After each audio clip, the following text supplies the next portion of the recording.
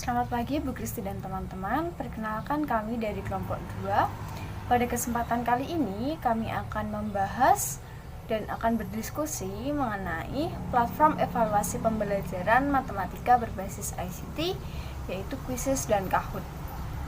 Sebelumnya perkenalkan anggota kelompok kami. Yang pertama ada Brigita Channel Cahaya Pagi 19001, Villanova Sepira Dwitasari 19007, Angeli Laras Genoveva 19021, dan Agustinus Edi Prasetya 19042. Selanjutnya kita masuk ke pengertian evaluasi pembelajaran. Evaluasi pembelajaran adalah proses untuk mendapatkan data dan informasi yang diperlukan dalam menentukan sejauh mana dan bagaimana pembelajaran yang telah berjalan agar dapat membuat penilaian atau judgement dan perbaikan yang dibutuhkan untuk memaksimalkan hasilnya. Evaluasi merupakan sebuah proses pengumpulan data untuk menentukan sejauh mana dan sedalam apa dan bagian mana tujuan pendidikan dapat tercapai. Kemudian, menurut Asrul Ananda dan Rosnita, ia menegaskan bahwa pengertian evaluasi pembelajaran sama dengan ujian, di mana evaluasi merupakan alat ukur yang diberikan setelah pembelajaran berjalan. Setelah kita belajar mengenai pengertian evaluasi pembelajaran, sekarang kita masuk ke tujuan evaluasi pembelajaran. Jadi ada beberapa tujuan evaluasi pembelajaran. Yang pertama yakni mendeskripsikan kecakapan belajar para siswa, sehingga dapat diketahui kelebihan dan kekurangan dalam berbagai bidang atau mata pelajaran yang ditempuhnya. Yang kedua, mengetahui keberhasilan proses pendidikan dan pengajaran di sekolah, yakni seberapa jauh keefektifan dalam mengubah tingkah laku para siswa ke arah tujuan pendidikan yang diharapkan. Yang ketiga, menentukan tindak lanjut hasil penilaian, yaitu melakukan perbaikan dan penyempurnaan dalam hal program pendidikan dan pengajaran serta strategi pelaksanaannya. Dan yang terakhir, memberikan pertanggungjawaban dari pihak sekolah kepada pihak-pihak yang berkepentingan. Sekarang kita masuk ke bagian pengertian Quizizz dan Kahoot. Setelah kita belajar mengenai pengertian dan tujuan dari evaluasi pembelajaran, sekarang kita masuk ke Quizizz. Pengertian Quizizz. Quizizz adalah aplikasi yang dapat membantu guru dalam melakukan evaluasi pembelajaran tanpa dibatasi tempat, dan di dalam Quizizz juga terdapat tampilan yang menarik dan juga pengaturan waktu yang dapat diatur untuk menuntun konsentrasi siswa. Dan juga Quizizz adalah salah satu inovasi media dalam kegiatan evaluasi pembelajaran. Di dalam Quizizz ini banyak fitur yang bisa digunakan seperti soal pilihan ganda, soal isian, maupun soal uraian. Dan aplikasi ini dapat digunakan dimanapun peserta didik berada. Aplikasi pasti memiliki kelemahan dan kelebihan. Kelebihan dari Quizizz sendiri adalah dapat memberikan data dan statistik tentang kinerja, bahkan bisa juga untuk mengunduh statistik ini dalam bentuk spreadsheet Excel. Yang kedua, guru dapat melacak jumlah jawaban siswa. Yang ketiga, Quizizz dapat menghasilkan media belajar yang kreatif, inovatif, dan menyenangkan. Yang keempat, layak digunakan sebagai aplikasi yang membuat siswa dapat menumbuhkan minat dan motivasi yang kuat untuk belajar. Oke, selanjutnya saya akan menjelaskan mengenai kelemahan dari Quizizz. Yang pertama, tidak dapat mengecek kembali jawaban pada soal sebelumnya. Lalu yang kedua, pemakaian Quizizz sangatlah rawan, terutama bagi siswa yang rumahnya pelosok atau susah sinyal. Yang ketiga, jaringan yang tidak stabil sangat berpengaruh pada aplikasi ini. Lalu yang terakhir atau yang keempat, saat pelaksanaan tes, lebih fokus melihat waktu pengerjaan yang sedang berjalan dibandingkan dengan fokus membaca soal tes. Lalu manfaat Quizizz ada 5. Yang pertama, mengasah kemampuan berpikir siswa. Yang kedua, dengan Quizizz itu mampu mengajak siswa untuk lebih fokus dan berkonsentrasi. Yang ketiga, dapat melihat sejauh mana daya ingat siswa. Yang keempat, karena banyak sekali pilihan dalam mengisi kuisis, maka membuat siswa akan merasa senang. Yang kelima, siswa bisa belajar lebih tenang dan berkonsentrasi dalam mengerjakan soal evaluasi yang diberikan. Kemudian, saya akan menjelaskan cara membuat evaluasi dengan platform Quizizz.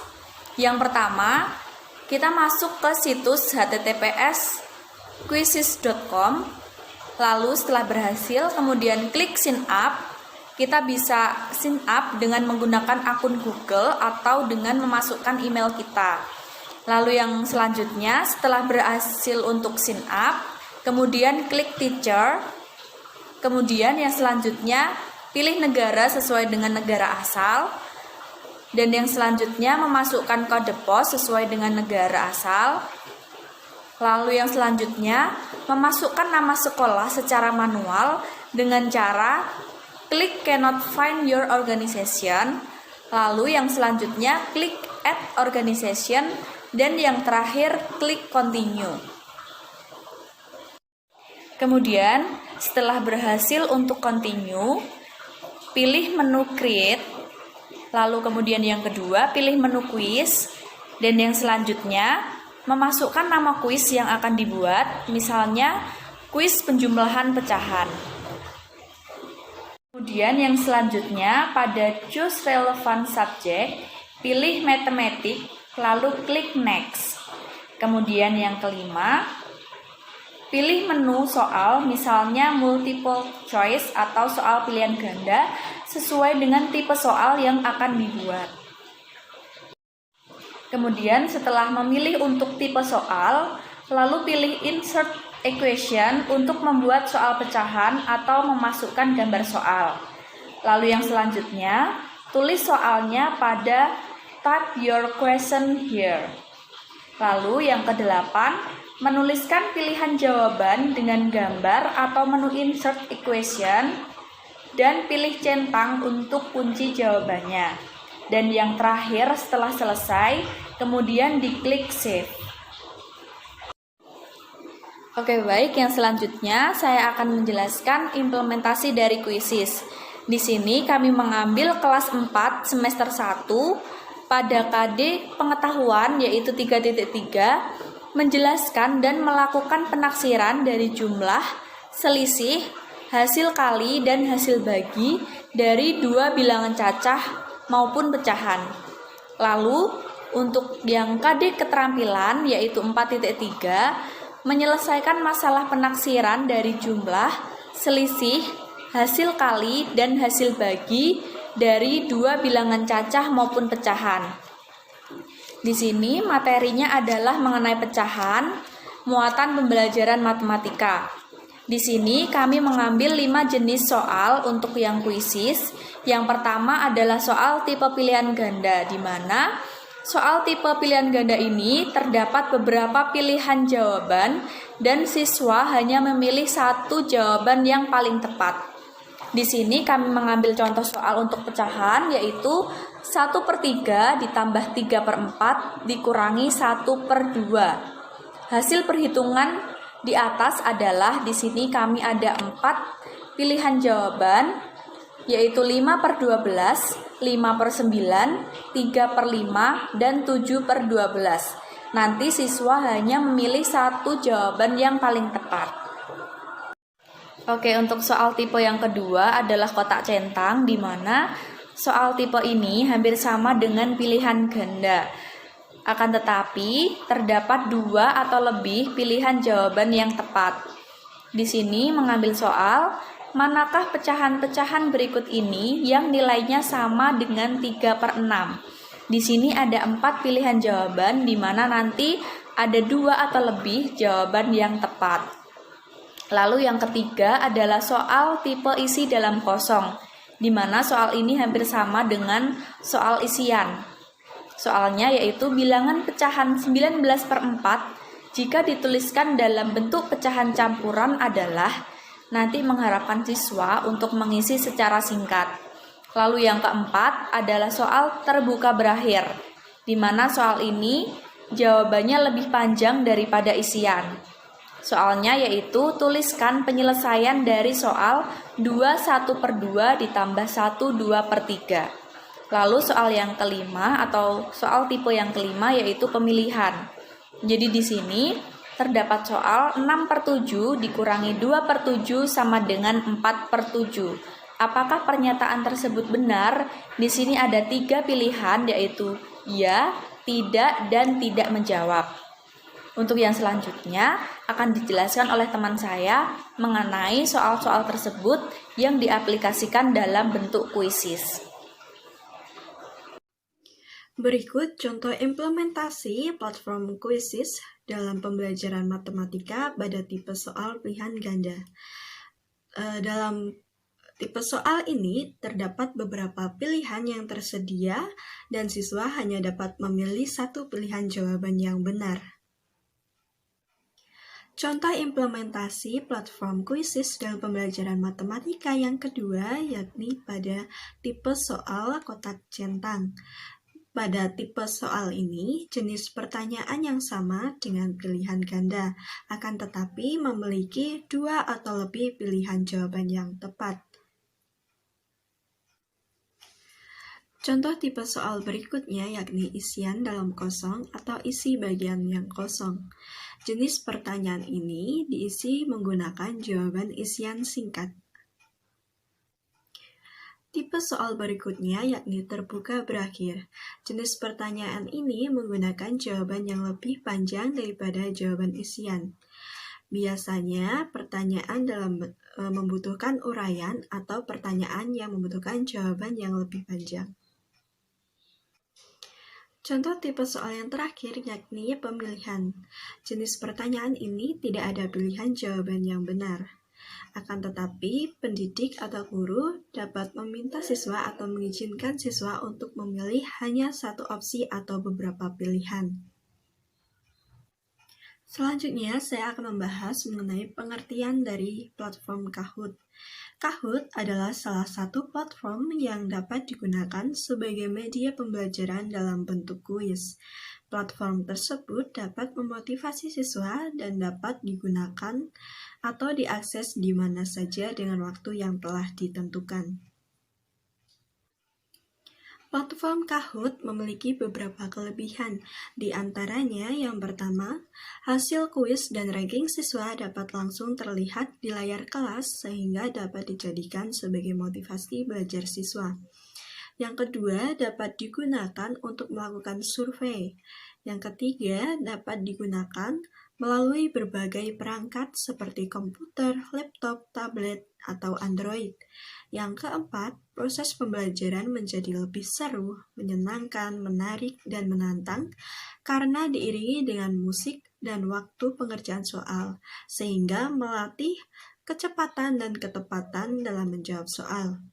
Yang kelima, platform ini bersifat gratis karena digunakan secara daring atau online. Dan yang terakhir, dapat mengatur kapan soal akan ditampilkan dan hasil kuis dapat ditampilkan. Berikutnya, kelemahan Kahoot. Platform ini kurang dikenal oleh beberapa guru yang kurang melek teknologi. Maksudnya, Kahoot ini karena berbasis teknologi. Kedua, penggunaan Kahoot di sekolah masih minim karena fasilitas di sekolah kurang memadai. Nah, untuk Kahoot ini bisa diakses menggunakan laptop, komputer, atau HP. Sehingga kalau fasilitasnya kurang memadai, sekolah akan merasa kekurangan, kesulitan. Dan ketiga, kurangnya sosialisasi terkait penggunaan Kahoot sebagai media pembelajaran bagi guru. Yang terakhir, mampu mengecoh atau menarik perhatian siswa untuk membuka aplikasi online lainnya. Misalnya, jika siswa menggunakan Kahoot sebagai media pembelajaran dengan soal evaluasi di komputer, nah, anak bisa membuka tab baru untuk mengakses aplikasi lain. Gitu, atau di HP juga bisa.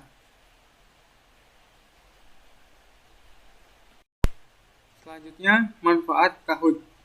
Yang pertama, dapat digunakan untuk memberikan pretest, post-test, latihan soal, penguatan materi dengan memberikan soal, soal remedial, soal pengayaan, dan sebagainya pada siswa.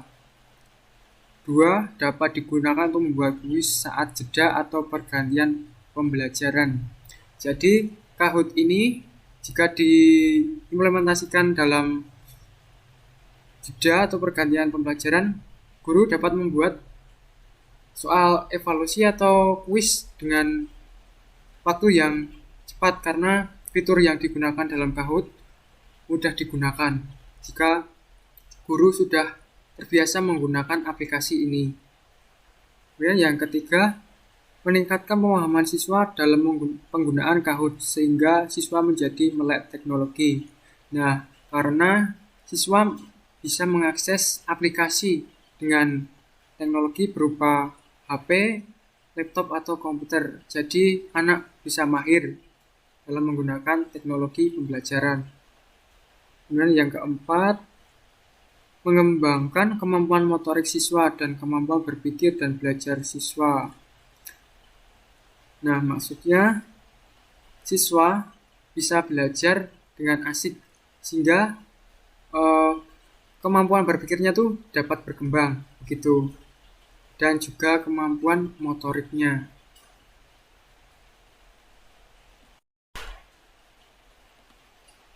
Selanjutnya, cara membuat evaluasi dengan Kahoot. Yang pertama, kita mengetikkan link yang sudah tertera di sini ya, pada tab pencarian. Kemudian yang kedua, kita masuk ke akun menggunakan akun Google, Microsoft, atau akun khusus Kahoot untuk mengakses berbagai fitur di Kahoot. Jadi dengan kita menggunakan akun-akun seperti Google, Microsoft, atau lainnya, kita bisa mengakses Kahoot ini dengan cepat. Kemudian yang ketiga, setelah itu dapat langsung membuat kuis dengan menekan fitur Create pada bagian kanan atas dashboard. Yang keempat, tekan opsi untuk memilih template atau membuat permainan baru dari awal. Yang kelima, klik Add Question untuk membuat dan memilih jenis pertanyaan. Jadi dalam fitur Kahoot itu nanti menyediakan ada tombol untuk Add Question untuk membuat pertanyaan. Kemudian selanjutnya memasukkan gambar untuk kuis, atau boleh tidak diisi, atau boleh diisi, boleh tidak. Setelah selesai, klik save. Nah, yang terakhir, tekan tombol dan ketika selesai membuat kuis dan ingin kembali ke halaman utama Kahoot.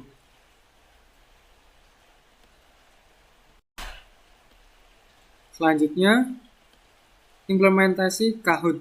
Nah, di sini kita membuat implementasi Kahoot dalam pembelajaran matematika untuk SD negeri Quizzes dan Kahoot. Nah, kelasnya kelas 2 semester 2. KD yang digunakan 3.9 menjelaskan bangun datar dan bangun ruang berdasarkan ciri-cirinya. Kemudian 4.9 mengklasifikasi bangun datar dan bangun ruang berdasarkan ciri-cirinya. Muatannya matematika, materi bangun datar. Contoh soal pilihan ganda, bangun datar yang memiliki 4 sisi, 2 diagonal sama panjang, dan 2 simetri lipat adalah ciri-ciri bangun datar. A. Persegi, B. Trapesium, C. Segitiga, D. Persegi panjang. Nah, yang kedua ini ada soal benar salah. Soalnya memiliki 4 buah sisi, 2 buah simetri putar, dan tidak memiliki simetri lipat adalah ciri-ciri jajar genjang. Nah, untuk pilihan jawabannya benar dan salah. Nah, selanjutnya di sini pertama pembuatan kuis di Kahoot. Nah, yang gambar pertama ini tentang kita saat membuat kuis dengan Kahoot ya. Jadi ini tampilan dashboard untuk membuat kuis pilihan ganda. Kemudian yang bawahnya ini untuk membuat kuis benar salah. Nah, selanjutnya dari soal-soal tadi kemudian dibuat pertanyaan dengan pilihan ganda. Yang pertama seperti yang tadi ya, soalnya tentang bangun datar. Kemudian yang kedua juga begitu. Soalnya benar dan salah.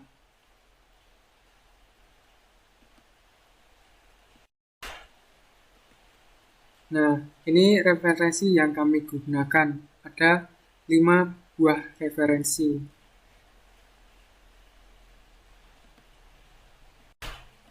Baik teman-teman, sekian presentasi yang dapat kami sampaikan. Semoga dapat memberikan manfaat bagi kalian. Terima kasih.